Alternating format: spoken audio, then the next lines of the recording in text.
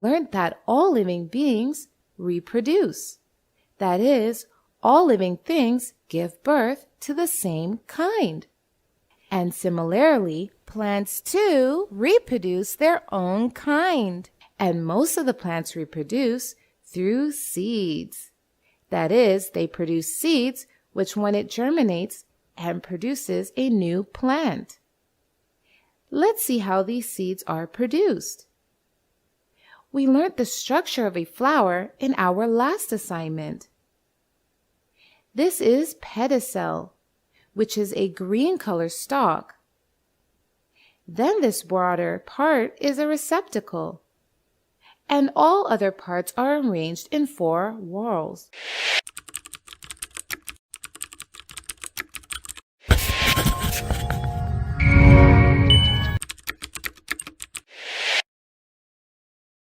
Tootway has thousands of animated videos on math, English, and science to clear the core basics of these subjects. The first whorl is of green sepals. Second is colorful petals. Third is stamens, which is the male reproductive part. Fourth is carpel or pistil, which is the female reproductive part. Stamen consists of a long stalk called filament and a swollen head called anther.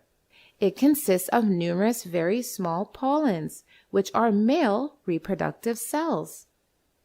Pistil consists of a sticky structure called stigma, attached to a long tube-like structure called style, and style ends in a swollen part called ovary. And this ovary contains the female reproductive cells, ovules. When pollens from the anther of stamen joins with the ovules present in the ovary, we call it fertilization. Let's revise. When pollens from the anther of stamen joins with the ovules present in the ovary, it is called fertilization. And fertilization forms the seeds inside the ovary. And after fertilization, this ovary changes into a fruit. That's why seeds are there inside the fruit. Now let's see what is pollination. Pollination is a process by which pollen is transferred from the anther, that is, the male part, to the stigma, which is the female part of the plant, thereby enabling the fertilization and reproduction in turn. Now let's see how pollination occurs or how pollens reach stigma. There are various ways. How do pollens reach the stigma? Flowers have bright petals and strong fragrance that attract insects and other animals. Also, flowers have thin, nutritious honey-like liquids called nectar inside of them that acts as food for many insects. Butterflies, bees, and many other insects feed on the nectar. So they visit the flower to suck nectar. While sucking nectar from the flowers, they are in no way harmed by the insects. Insects feed on the nectar present in the flowers.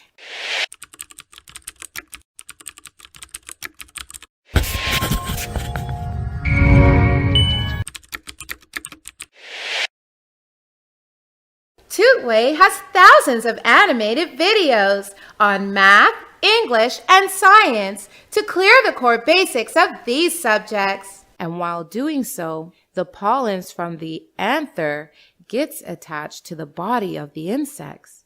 And when these insects visit some other flower for nectar, pollens get to the sticky top of the pistils, and by the way of long tubes called style.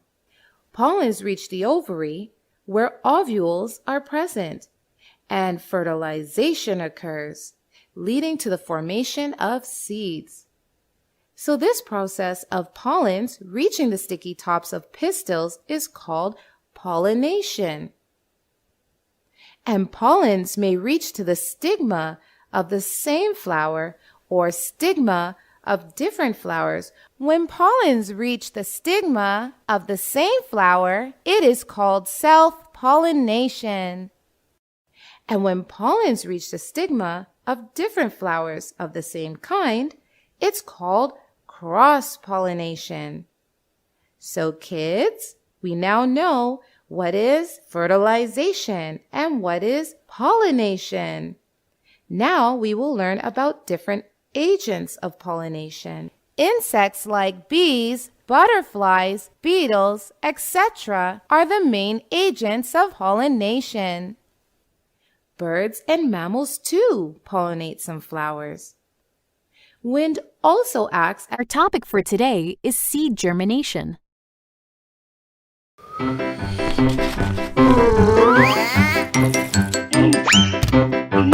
It's time to work. I know.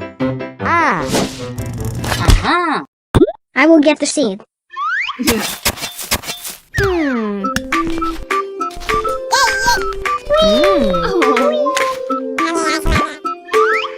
The life of a plant begins from a tiny seed.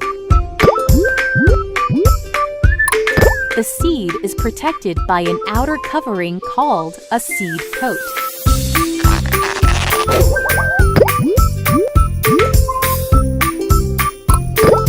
The seed contains a small baby plant called an embryo.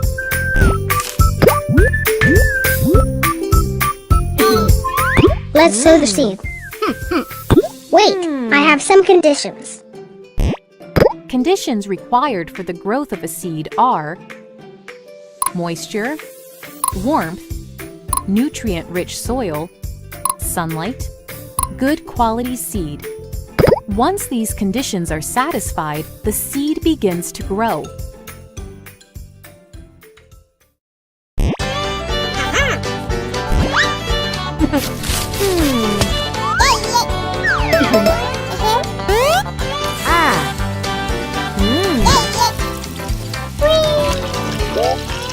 The seed absorbs water from the soil.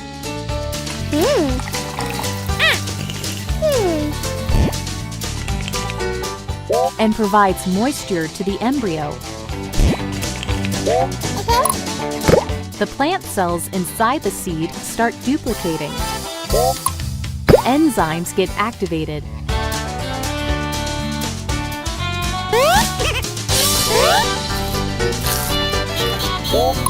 Embryo starts getting nourishment.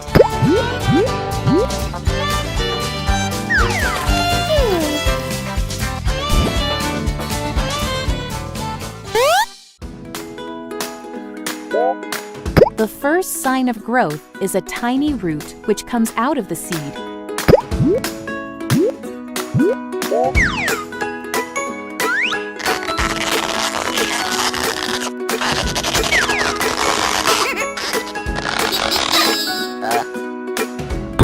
Hey, I am Mr. Root. Let us study the process of germination. With more and more nourishment, the embryo starts growing.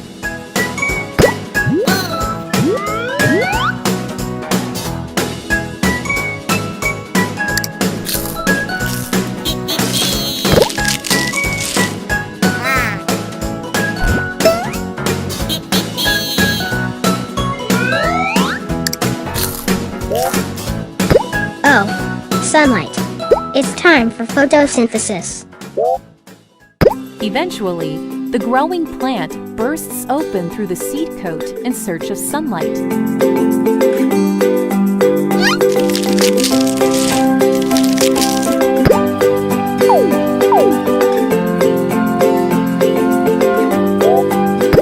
To start its own process of photosynthesis.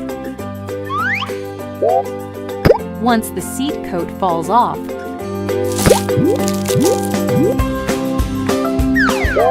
the root starts growing downwards to anchor the seed.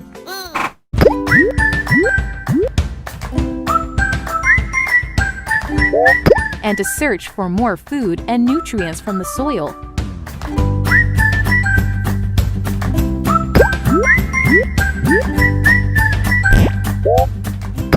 Meanwhile, the shoot also starts growing upwards towards the light. Soon, we see a baby plant with tiny leaves.